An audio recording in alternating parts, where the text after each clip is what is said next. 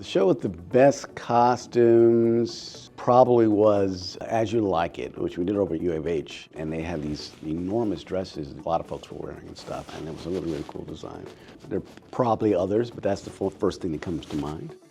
My favorite role has been playing Lenny of Mice and Men, and I wouldn't mind tackling that again. That was a very, very special piece. It remains sort of the big highlight here at the Alley for me.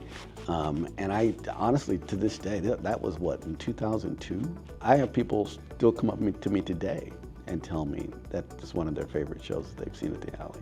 I mean, even now. I would love to do Othello again, both to get a chance to play Othello, but also I would love a chance to play Iago. I've played it and directed it before in a very, very small theater, and I would love to do that in places like this.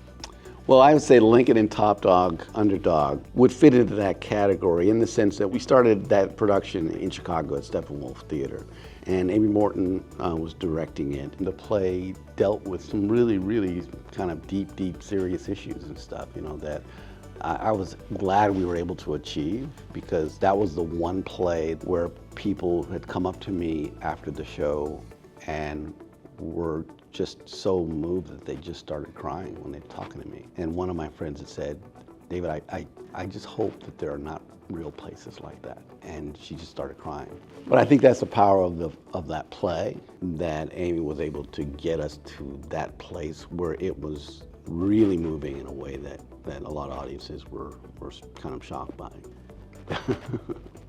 It would be Scrooge from A Christmas Carol. I mean, more people get a chance to see it than any other kind of play.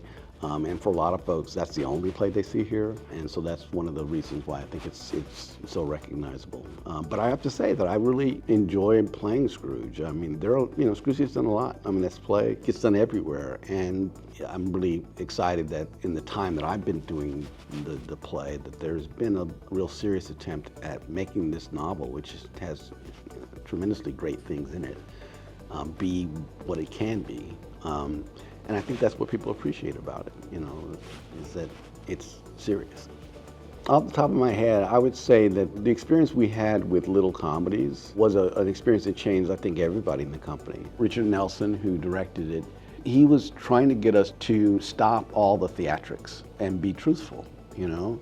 So he wasn't interested in people, you know, we have all kinds of tricks that we do as actors to make an audience be wowed or feel, you know, whatever, or laugh or think that's funny and all that kind of stuff, you know. They're not necessarily authentic, they just work. And he was like, I'm not interested in any of that stuff. I want you to do what is authentic, what's real. And he kind of held us to it. That was a period where I was growing at the same time I was in a professional situation, which is very, very rare. He was actually trying to help us be better.